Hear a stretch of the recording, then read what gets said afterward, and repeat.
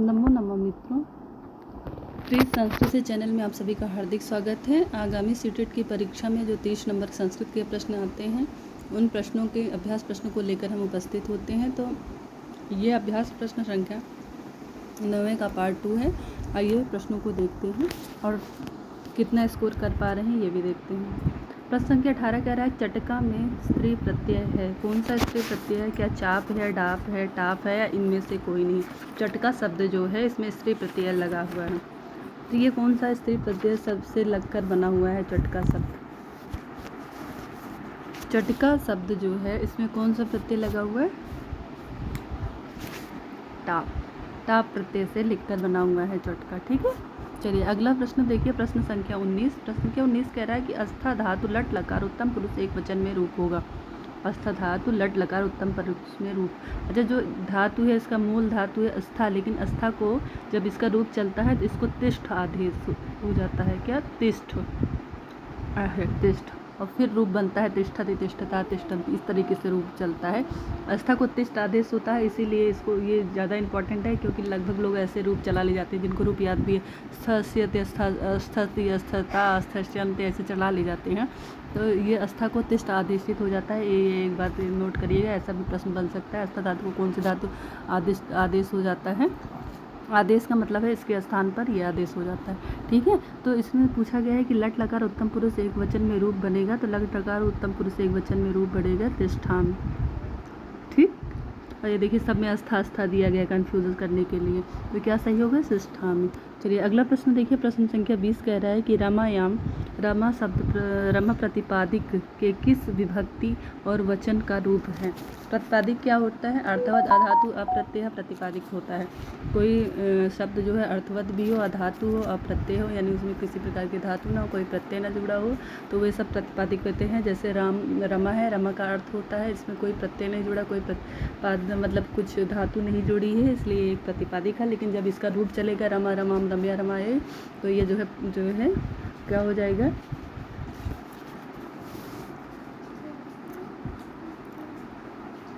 ये प्रतिपादिक नहीं होगा। ठीक है, चलिए अगला प्रश्न देखिए।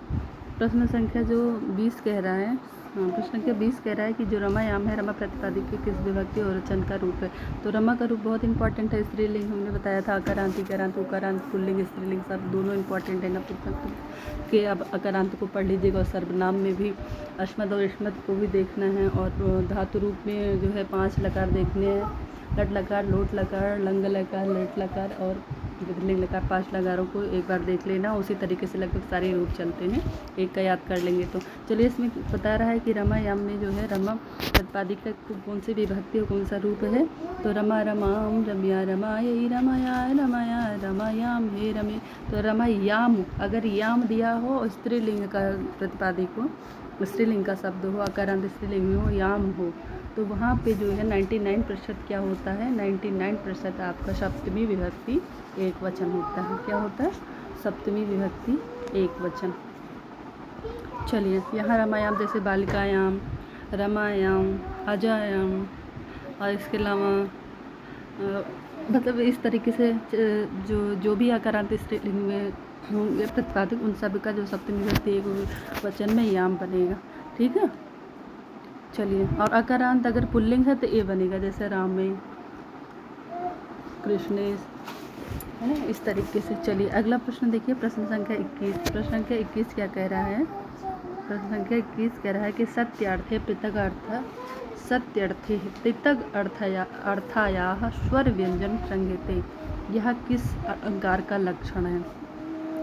सत्य अर्थे पृथकार्थ, सत्यार्थ पृथक अर्थ स्वर व्यंजन संज्ञते, कि ये मतलब जो हो, ये शब्द एक आया हो लेकिन उनका जो है अर्थ अलग अलग हो, तो ये किस अलंकार का है?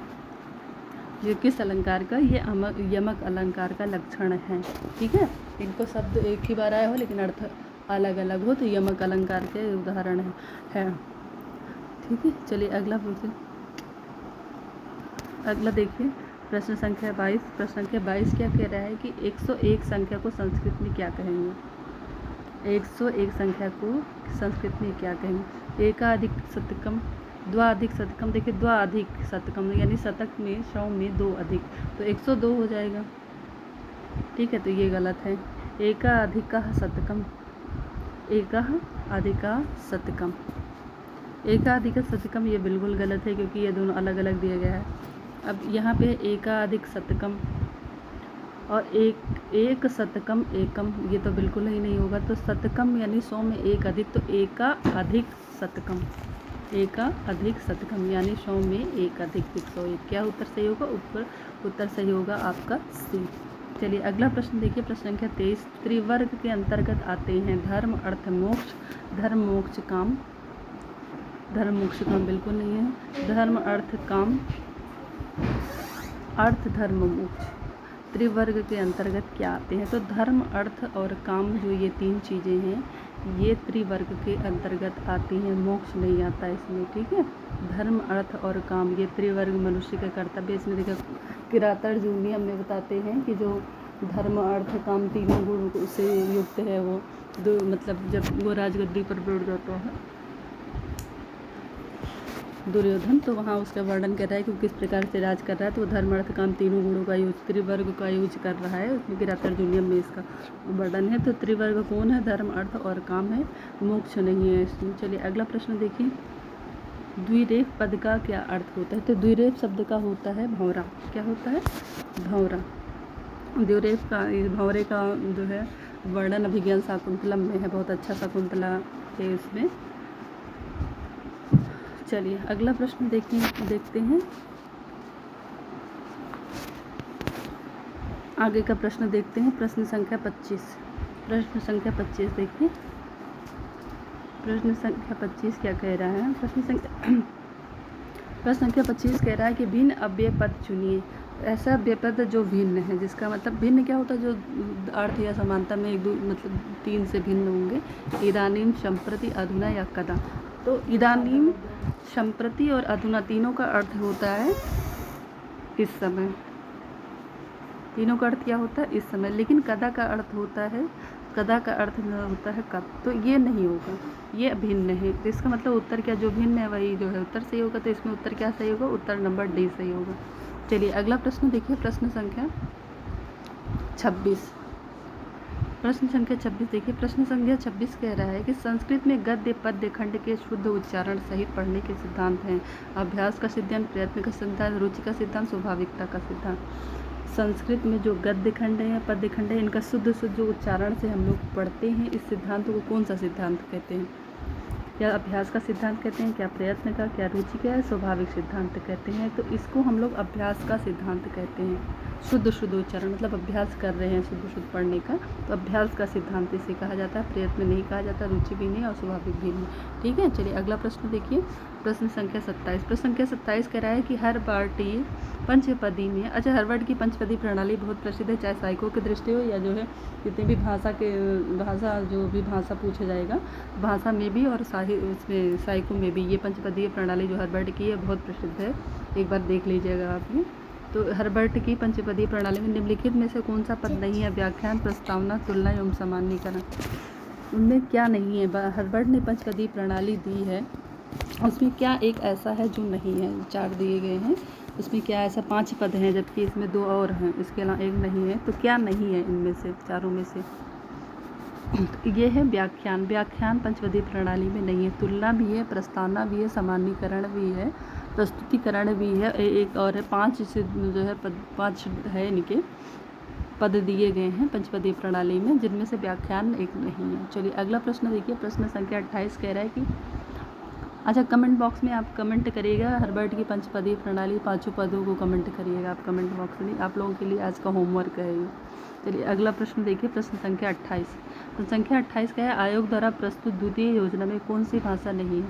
आयोग द्वारा प्रस्तुत द्वितीय योजना में, जब आयोग ने द्वितीय योजना प्रस्तुत की तो किसी एक भाषा को इनमें से नहीं रखी, तो वो कौन सी ऐसी भाषा है जिसको नहीं चुना गया या नहीं रखा गया? पहला है मातृभाषा एवं क्षेत्रीय भाषा, संस्कृत भाषा, अंग्रेजी या उर्दू। देखिए मातृभाषा और क्षेत्रीय भाषा को क्यों नहीं रखा जाएगा?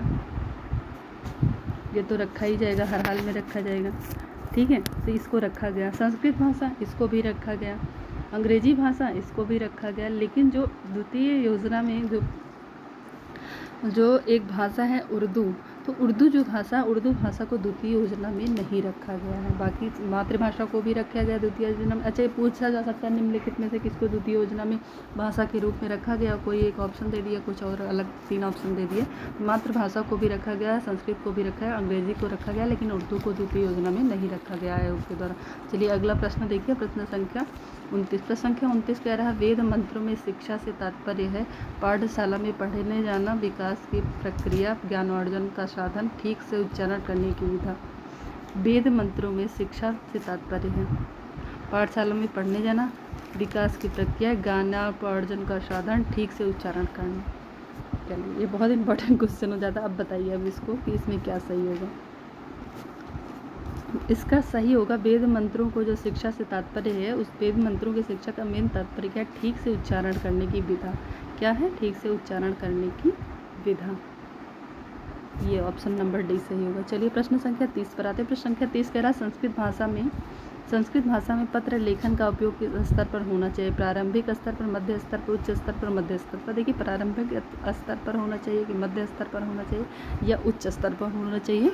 तो जो पत्र लेखन संस्कृत भाषा में वो प्रारंभिक स्तर पर बच्चा इतना छोटा होता है, मध्य स्तर पर मध्यस्थ या मध्य जो है इनमें इतना छोटा होता है। ये वो संस्कृत भाषा में जो पत्र लेखन है वो शायद इम्पॉसिबल होगा, इसलिए इसका जो है स्तर का मतलब कहाँ होना चाहिए, इसका स्तर किस स्तर पर होना चाहिए, तो उच्च स्तर पर होना चाहिए। नमो नमः मित्रों। प्रैक्टिस सेट संख्या 9 का पार्ट 2 यहीं पे संपूर्ण होता है। मिलते हैं एक नए प्रैक्टिस सेट के साथ, नए जोश के साथ, नए उमंग के साथ, और हम आप सभी से बिल्कुल आशा करते हैं कि आप सभी अच्छे से अपनी तैयारी कर रहे होंगे, स्वस्थ रह रहे होंगे और किसी प्रकार की बिना टेंशन लिए तैयारी कर रहे होंगे। नमो नमः मित्रों। यदि चैनल में कुछ आपको समझ में आ रहा है कि या चैनल से कुछ आपको लाभ मिल रहा है तो कृपया चैनल को लाइक करें, सब्सक्राइब करें एवं शेयर करें। नमः संस्कृत।